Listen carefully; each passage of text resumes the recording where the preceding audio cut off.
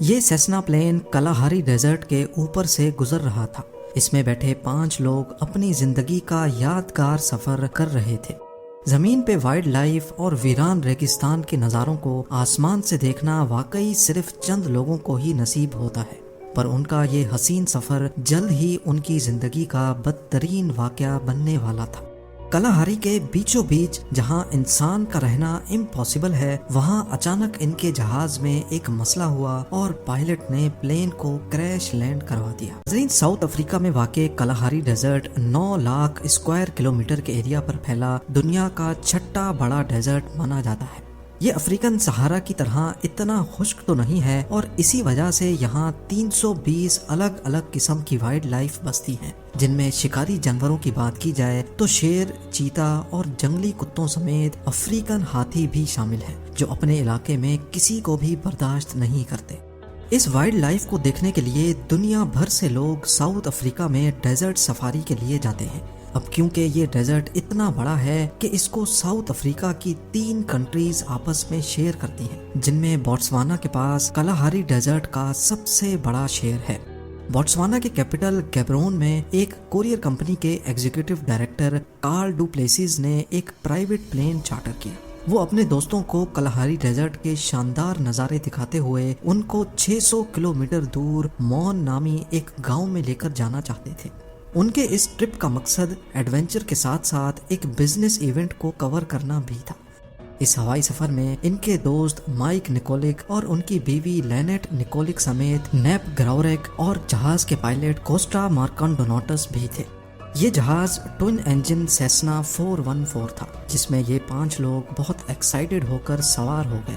ٹیک of کرتے ہی جہاز کلاہاری کے اوپر سے ہوتا ہوا مون کی طرف رواں دواں تھا۔ یہ سفر تھا تو 2 گھنٹے کا، لیکن 1 ہی گھنٹے کے بعد لینٹ، جو کہ پہلے ہی بہت گھبرائی ہوئی تھی، اس نے پلین کے ایک ونگ میں سے آئل لیک ہوتا دیکھا۔ پہلے تو اس نے سمجھا کہ یہ نارمل ہے، لیکن پھر اس سے رہا نہیں گیا اور اس نے اپنے ہسبینڈ سے یہ بات شیئر کی۔ جب پائلٹ کوسٹا کو بتایا گیا تو اس نے احتیاطاً پلین کا وہ انجن بند کر دیا جس سے آئل لیک کر رہا تھا۔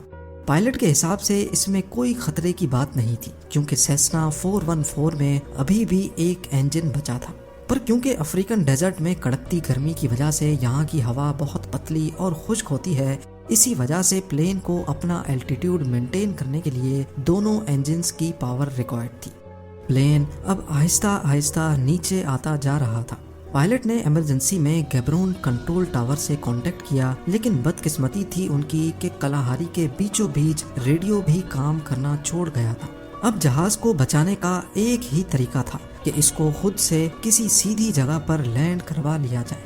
یہ جہاز ویسے ہی کافی کم الٹیٹیوڈ پہ تھا، اسی وجہ سے پائلٹ کو جلد ہی کوئی لینڈنگ اسٹرپ ڈھونڈنی تھی۔ پائلٹ کو نیچے صرف چھوٹی بڑی چٹانوں اور جھاڑیوں کے سوا کچھ نظر نہیں آیا، یعنی کوئی پلین جگہ نہیں تھی۔ اب صرف ایک ہی آپشن تھا اور وہ تھا اپنی جان بچانا۔ پائلٹ نے سب کو بریس پوزیشن میں آنے کو کہا اور جہاز کو جھاڑیوں کے بیچ میں ہی کریش لینڈ کروا دیا۔ کریش لینڈ ہونے سے پہلے اندر بیٹھے پیسنجرز کو صرف اتنا یاد تھا کہ زمین سے بہت قریب پہنچنے پر ان کو کئی جانوروں کے جھنڈ بھاگتے ہوئے دکھائی دیے۔ چند منٹوں میں جب سب کو ہوش آیا تو چاروں طرف صرف دھواں اور آگ تھی۔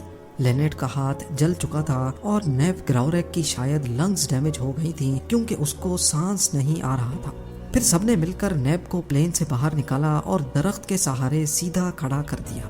ان دونوں کے علاوہ باقی تینوں کو کوئی سیریس چوٹیں نہیں لگی تھی۔ ابھی انہوں نے خود کو سنبھالا ہی تھا کہ پلین سے لیک ہونے والے فیول نے آگ پکڑ لی اور پورا پلین ایک زوردار دھماکے سے پھٹ پڑا۔ آپ کو یہاں بتاتے چلیں کہ ہر پلین میں ایک ایمرجنسی ٹرانسپونڈر ہوتا ہے جو ریڈیو خراب ہونے کی صورت میں پلین کی لوکیشن کنٹرول ٹاور کو بھیجتا ہے۔ جب پائلٹ نے یہ اعتراف کیا کہ سیسنا 414 میں ایمرجنسی ٹرانسپونڈر نہیں ہے تو سب کے پیروں تلے جیسے زمین ہی نکل گئی، یعنی اس کا مطلب تھا کہ اتنے بڑے ڈیزرٹ میں ان کی لوکیشن اب کسی کو بھی معلوم نہیں ہے۔ کلاہاری کے کسی ویران حصے میں یہ لوگ درختوں کے بیچ میں پھنسے ہوئے تھے، جہاں نہ ان کے پاس اب پینے کو کچھ بچا تھا اور نہ ہی کھانے کو۔ 2 جنوں کو جلد از جلد ہاسپٹل پہنچانا بہت ضروری تھا، کیونکہ وہ زندگی اور موت کے بیچ میں لٹکے ہوئے تھے۔ سب کو یہی امید تھی کہ جلد ہی کوئی ریسکیو ٹیم آئے گی اور ان کو یہاں سے نکال جائے گی، پر ریسکیو ٹیم تو تب آئے گی جب ان کو معلوم ہوگا۔ بغیر لوکیشن کے اگر ریسکیو ٹیم ان کو اس ویرانے میں ڈھونڈنا شروع بھی کرے، پھر بھی یہاں تک پہنچنے میں ان کو کئی دن لگ سکتے ہیں۔ اتنے میں دن ڈھلنے لگا اور انہوں نے پلین کی آگ کو استعمال کر کے ایک بون فائر لگا لی۔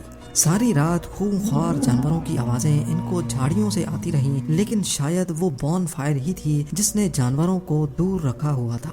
اب دوسرے دن کا آغاز ہو چکا تھا، لیکن ریسکیو ٹیم کا دور دور تک کوئی نام و نشان نہیں تھا۔ پانچوں کی حالت بد سے بدتر ہوتی جا رہی تھی۔ ڈی ہائیڈریشن کی وجہ سے ان کے گلے خشک ہو چکے تھے۔ صبح سویرے انہوں نے پتوں پر پڑنے والی اوس کو پینا شروع کر دیا، پر ابھی چند قطرے ہی پیے تھے کہ سورج سر پہ آنے لگا اور یہ اوس بھی غائب ہو گئی۔ اتنے میں دور سے ان کو کسی جہاز کی آواز سنائی دی۔ اس امید میں کہ ریسکیو ٹیم یہاں تک پہنچ گئی ہے، انہوں نے آسمان پہ اپنی نظریں جما لی۔ انہوں نے دیکھا کہ ایک پیسنجر پلین ٹھیک ان کے اوپر سے گزر رہا تھا۔ انہوں نے دھواں چھوڑا، آوازیں دیں، لیکن سب بیکار تھا کیونکہ اتنی اونچائی سے ان کو نوٹس کرنا قریب ناممکن تھا۔ اب ان کو یہیں اپنی موت دکھائی دے رہی تھی۔ یہاں پڑے پڑے یا تو یہ بھوک پیاس سے مر جائیں گے، اور اگر باہر نکلے تو شاید یہ جانوروں کی بھوک کا شکار ہو جائیں۔ آخرکار ایگزیکٹو ڈائریکٹر کارل اور پائلٹ نے اس خطرناک ڈیزرٹ میں مدد ڈھونڈنے کا فیصلہ کیا۔ یہ فیصلہ تھا تو بہت خطرناک، لیکن اس کے سوا اور کوئی آپشن بھی نہیں بچا تھا۔ وہ لوگ مدد کی تلاش میں زخمی ساتھیوں کو پیچھے چھوڑ کر روانہ ہو گئے۔ دوسرا دن بھی ختم ہونے والا تھا۔ کریش سائٹ پہ لینٹ اور نیب کی حالت اب مزید بگڑتی جا رہی تھی۔ پورا دن آگ برسانے والی گرمی نے ان کو مزید ڈی ہائیڈریٹ کر دیا تھا۔ دوسری طرف کارل اور پائلٹ کو بھی پورا دن چلتے رہنے کے بعد بھی پانی کا کوئی خاص سراغ نہیں ملا تھا۔ دوسرے دن کی رات کو اچانک بارش ہو گئی، پر یہ اتنی تھوڑی دیر کے لیے ہوئی تھی کہ کریش سائٹ والے زخمی کسی بھی چیز میں پانی اکٹھا نہ کر سکے۔ پلین کریش کو اب 2 دن گزر چکے تھے۔ کارل اور پائلٹ کوسٹا حال سے بے حال لگاتار ڈیزرٹ اور بشز میں چلتے رہے، لیکن مجال ہے کہ ان کو کوئی انسان نظر آئے یا پھر کوئی پانی کا ذخیرہ۔ اب ان کو یہ شک پڑنے لگا کہ وہ صحیح ڈائریکشن میں بھی جا رہے ہیں کہ نہیں۔ دوسری طرف کریش سائٹ پہ نیب کو اب ایکسٹریم ڈی ہائیڈریشن اور ڈیمیج لنگز کی وجہ سے پینک اٹیکس پڑنا شروع ہو گئے، کیونکہ وہ پچھلے 2 دنوں سے سیدھا کھڑا ہوا تھا۔ اس نے اکیلے ہی جنگل میں جانے کا فیصلہ کیا۔ وہ تھوڑا ہی آگے گیا تو رات کو پڑنے والی بارش کا پانی ایک درخت کے سوراخ میں اکٹھا ہوا پایا۔ یہ مشکل سے 1 گلاس بھی پانی نہیں تھا، جس کو سب نے شیئر کر کے پیا۔ تیسرا اور چوتھا دن سب نے ایسے گزارا جیسے اب وہ ہمت ہار چکے ہوں اور بس اپنی موت کا انتظار کر رہے ہوں۔ لینٹ کے زخم پر کیڑے پڑ چکے تھے تو دوسری طرف کارل اور پائلٹ کوسٹا تھے کہ پچھلے 4 دنوں سے لگاتار چل ہی رہے تھے۔ یہ بھی ایک چمتکار تھا کہ افریقن بشز میں بنا ایکسپیرینس کے وہ ابھی تک کسی جنگلی جانور کا شکار نہیں ہوئے تھے۔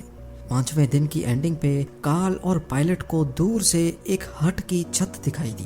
پہلے تو ان کو لگا کہ شاید یہ ان کا وہم ہے، کیونکہ راستے میں کئی بار پہلے بھی ایسے خیال ان کو آ چکے تھے۔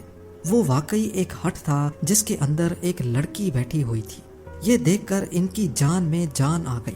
انہوں نے وہاں سب سے پہلے اپنی پیاس بجھائی اور ریڈیو کر کے اپنے کنٹرول ٹاور کو سارا ماجرا سنایا۔ ریسکیو ٹیم پہلے سے ہی ان کو کلاہاری میں تلاش کر رہی تھی، لیکن صحیح لوکیشن معلوم نہ ہونے کی وجہ سے وہ ڈیزرٹ کے دوسرے حصوں میں ان کو ڈھونڈ رہے تھے۔ کریش کے 6 دن صبح سویرے کریش سائٹ پہ تینوں دوستوں کا سانس قریب نکل ہی چکا تھا کہ ہیلی کاپٹر کی آواز نے ان میں جیسے جان بھر دی۔ آخرکار ریسکیو ٹیم کریش سائٹ پہ پہنچ چکی تھی۔ اس پلین کریش میں بچنے والوں کا کہنا ہے کہ موت سے صرف چند سیکنڈ پہلے ریسکیو ٹیم کا وہاں پہنچنا کسی چمتکار سے کم ہرگز نہیں ہے۔